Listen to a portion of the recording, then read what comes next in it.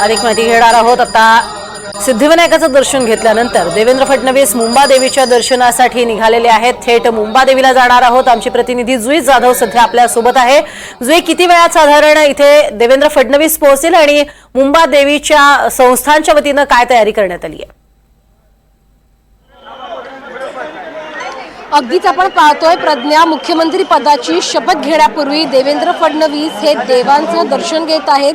काहीच वेळापूर्वी त्यांनी मुंबईचं आराध्य दैवत असलेल्या सिद्धिविनायकाचं दर्शन घेतलं आणि आता ते मुंबादेवीमध्ये येणार आहेत दर्शन घेण्यासाठी। मुंबादेवीला पोलीस प्रशासनाची पूर्णपणे तयारी करण्यात आली आहे। संपूर्ण परिसरामध्ये बॅरिकेडिंग करण्यात आलं आहे। कोणाला इथे उभी राहण्यासाठी देखील परवानगी नाही आहे, कारण का देवेंद्र फडणवीस हे आता मुख्यमंत्री पदाची शपथ घेण्यासाठी जाणार आहेत। 5:30 वाजता त्यांचा शपथविधी सोहळा पार पडणार आहे। त्यामुळे आपण पाहतोय प्रज्ञा की देवेंद्र फडणवीसांचा जो ताफा आहे तो मुंबादेवी दर्शनाकडे पोहोचलेला आहे। देवेंद्र फडणवीस हे मुंबादेवीला पोहोचलेले आहेत दर्शन घेण्यासाठी आणि थोड्याच मध्ये ते दर्शन घेण्यासाठी आतमध्ये देखील जाणार आहेत। सिद्धिविनायकाचं सर्वात आधी त्यांनी दर्शन घेतलं आणि सिद्धिविनायकाचं दर्शन घेतल्यानंतर ते आता इथे मुंबादेवीला पोहोचत आहेत। राहुल नार्वेकर जे माजी विधानसभा अध्यक्ष आहेत ते आपल्याला इथे दिसतात।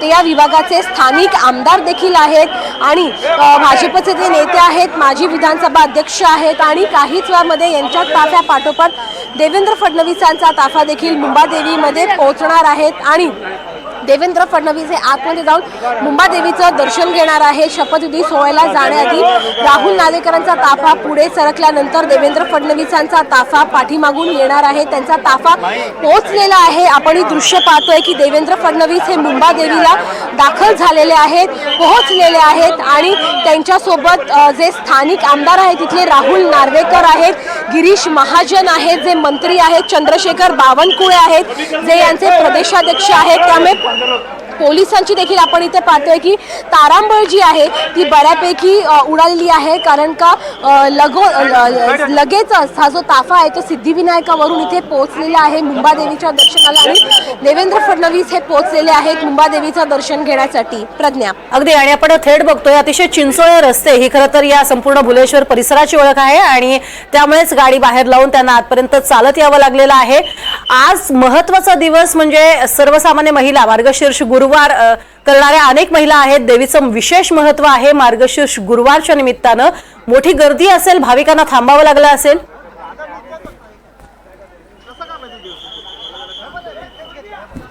प्रज्ञा, अगदी तू बरोबर म्हणालीस। आज मार्गशीर्ष सुरू झाला आहे, पहिला गुरुवार आहे। अनेक जे नेते, अनेक जे सर्वसामान्य जनता आहेत, महिला आहेत, त्या मुंबादेवीला पोहोचल्या आहेत दर्शनासाठी, देवीचं दर्शन घेण्यासाठी। मात्र देवेंद्र फडणवीस आल्यामुळे एक प्रोटोकॉल असल्यामुळे आपण पाहतोय की जे मंदिर आहेत ते सर्वसामान्यांसाठी बंद करण्यात आलं आहे आणि जे सर्वसामान्य आहेत त्यांना काही वेळासाठी बाहेर ठेवण्यात आलं आहे। जी दुकानं आहेत आजूबाजूला ती देखील बंद केली गेली आहेत।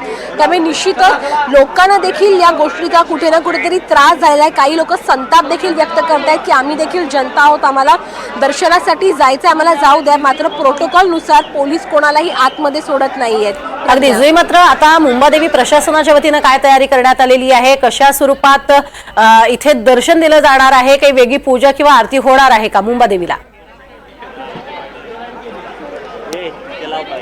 केवळ दर्शनासाठी इथे देवेंद्र फडणवीस आले आहेत। प्रज्ञा, आतमध्ये पूजा किंवा वेगळी अशी होम त्यांच्या कर्वे केला जाणार नसल्याची माहिती मिळते। केवळ आधी दर्शन घेण्यासाठी, म्हणजे जसं दर्शन त्यांनी सिद्धिविनायकाचं घेतलं त्याचप्रमाणे मुंबादेवीचं दर्शन घेण्यासाठी जिथे आले आहेत, मुंबादेवीला येऊन इथे आशीर्वाद घेण्यासाठी देवेंद्र फडणवीस इथे आले आहेत। शपथविधी सोहळ्याला जाण्याआधी ते इथे आले, त्यामुळे आतमध्ये विशेष अशी पूजा त्यांच्या हस्ते केली जाणार आहे किंवा होम हवन केलं जाणार आहे हे तरी अद्याप अशी कुठलीही प्राथमिक माहिती मिळत नाहीये. मात्र येतील पाया पडून तेव्हा नक्कीच प्रयत्न करू त्यांची प्रतिक्रिया घेण्यासाठी की नेमकी त्यांची प्रतिक्रिया काय असणार आहे आणि तेव्हा देवेंद्र फडणवीस नेमकं काय बोलतात हेच पाहणं महत्त्वाचं राहणार आहे. मात्र आता ते सध्या आतमध्ये गेले आहेत त्यांच्या सहकार्यांसोबत. गिरीश महाजन, चंद्रशेखर बावनकुळे, राहुल नार्वेकर हे देखील त्यांच्यासोबत आहेत आणि इथून ते थेट परत सागर बंगल्यावर जाणार असल्याची माहिती मिळते. कारण का सागर बंगल्यावर अनेक जे कार्यकर्ते आहेत भाजपचे, त्यांचे शुभचिंतक आहेत ते त्यांना भेटण्यासाठी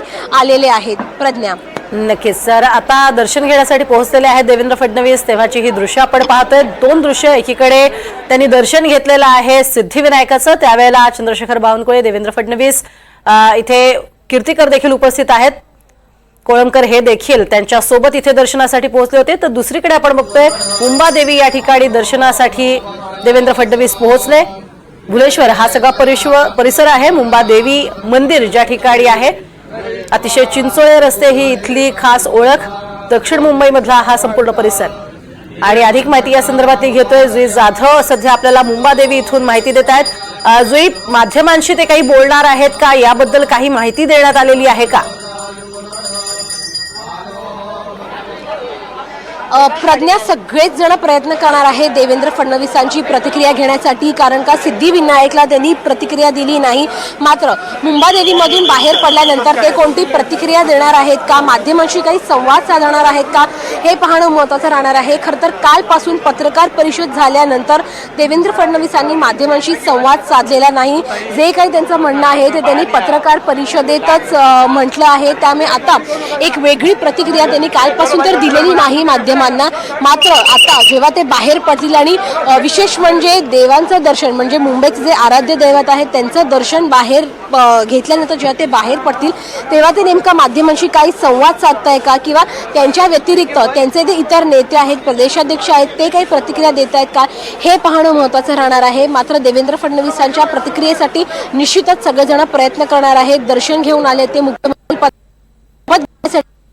तिसऱ्यांदा. त्यामुळे नेमकी त्यांच्या मनातली आत्ताच्या क्षणाची काय भावना आहे हे जाणून घेण्यासाठी सगळेच जण उत्सुक आहेत. प्रज्ञा, अगदी.